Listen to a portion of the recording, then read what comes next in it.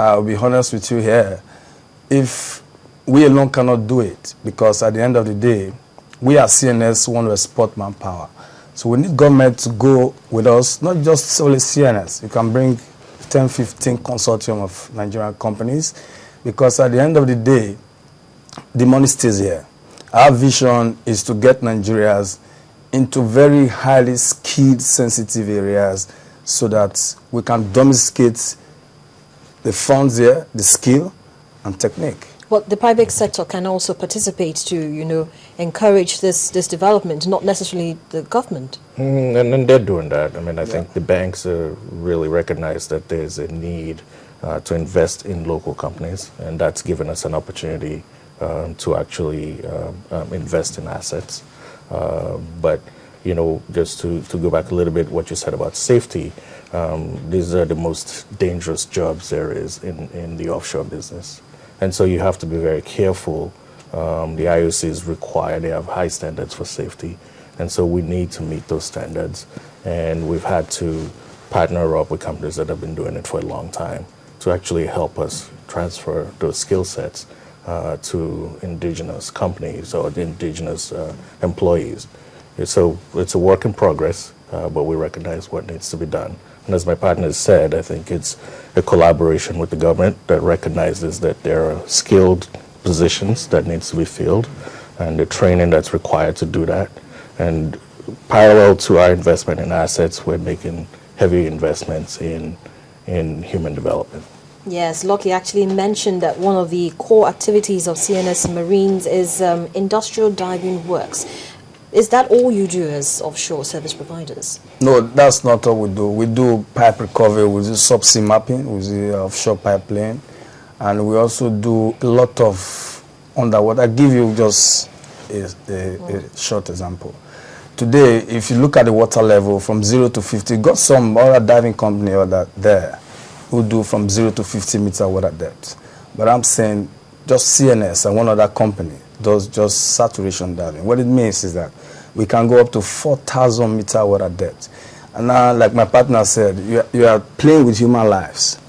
Then you put them on the bears, lower them down. So you can imagine at that water depth, you are just alone. So we do a lot of these services, and that's what my partner have said. The safety is very, very, very high, and we do not take chances. Because the IMCA says, should any diver dies, the directors of those companies will be held responsible. Just so we try to be very, very critical and very thorough, because you put them, they could be there for 3 weeks before they come out of the water. What we just saw on our screen, there's some of your vessels procured for these purposes, the offshore services. Now, how easy was it to actually buy these vessels and bring them into the country? Because you've already mentioned that safety is paramount. So that means the fabrication of these vessels is also very important. We have to use the right materials because of the jobs that it's going to be doing. So just talk us through it. Okay, all right, I'll tell you, it's very, very tough. We've had a lot of projects. And in the middle of the project, you see vessel owners, before we decide to go into it, we see vessel owners just in the middle of a major critical project, they turn their vessels around, they say, you know what, we are going to Dubai for maintenance. And it has cost us a lot of image from the IOCs. And we said, when we went to the board meeting, we said, you know what, we have to invest on the asset. Let's own the asset. If we own the asset, we are in control of the business. And that is what has informed us to go into the business of owning the asset. And in doing this, it was tough, very tough, because we have to put our skin on the game with our local bank.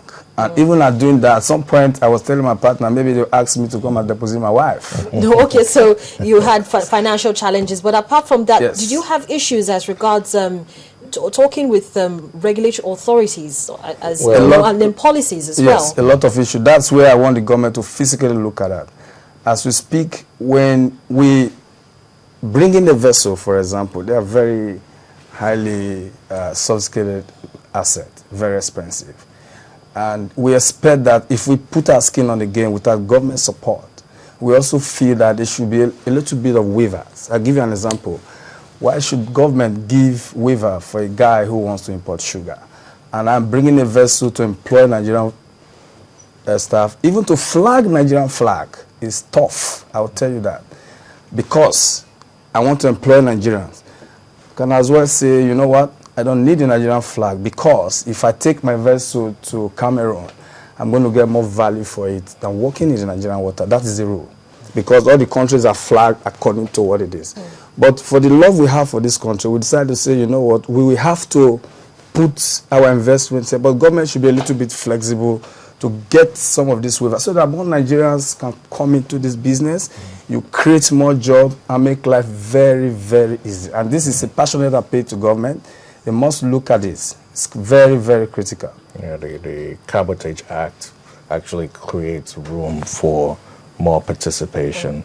And so when you make this type of investment, and it takes quite a bit to be able to convince your bank, move the vessels in country, the regulatory requirements around it, I think needs to constantly be reviewed so that it becomes easier to actually enforce that Cabotage Act. Well, now, in light of how the environment is, how are these vessels expected to improve on offshore services in country? They're required. I mean, if you need to go offshore, you need to have a vessel to do it.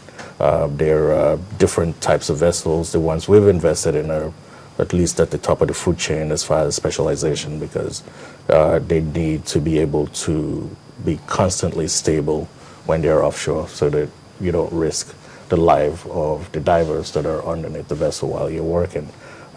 So to the extent that more of these assets need to come in, if you really look at it, the percentage of ownership of Nigerians in the vessel business That's is very low. full ownership? Yes, it's very low.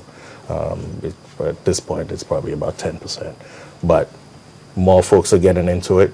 They're buying sort of the lower-end vessels, anchor handlers, offshore support vessels.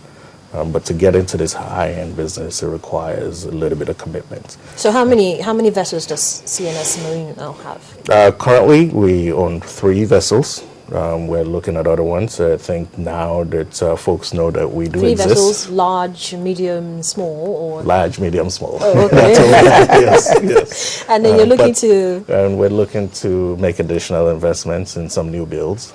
But that's obviously based on the requirements of the IOCs, projects come in, so you have to sort of weigh it and make sure you get a good return on investment. Well, you know, these are machines, and definitely there's bound to be a little challenge here and there. In the case of oil spills, for instance, probably during work, Sure. you know, what measures are there to take care of such issues? Well, the certification required to participate in this business requires you to have spill certificates, procedures are on board that you follow, and it's very regimented, very demanding. The IOCs won't let you go out without having all those things in place. So for us, we are a member of a society called IMCA. It's the International Maritime Contractors Association, and they have stringent policies that requires you to have those measures in place. Okay, in terms of insurance, do you also have challenges getting insurance for the business, or it's something that has been a walk in the park, so to speak? Yeah, 1 or 2 challenges, because I'll give you an example. Getting the vessel into Nigeria, you need to have something like a P&I, and it's not done here, it's done in the London Club. Very few insurance in Nigeria that play in that sector. So you also need to do a little of education, because if you try to be very funny, the U.S. Coast Guard is going to pound your vessel, assuming coming from government. But I think the Nigerian insurance company have done very well. They've done very, very well in this direction. I must give them the kudos. I mean, they've done well. Yeah, I think our assets are domiciled here with local insurance companies, and when there's a gap, we'll look at the international markets for it. Now, these vessels that we've been seeing on our screen in the last couple of minutes, Sure. are they new, or would there be a launch of some kind for those vessels anytime soon? As in, have they been in the market, as in on the Nigerian shores for a while now? One of them has been here for a while. The other one just arrived a couple of weeks ago. One just arrived last week. We plan to actually launch them tomorrow, sort of an introduction to the marketplace. have the IOCs have an opportunity of an open house to come see them. They have more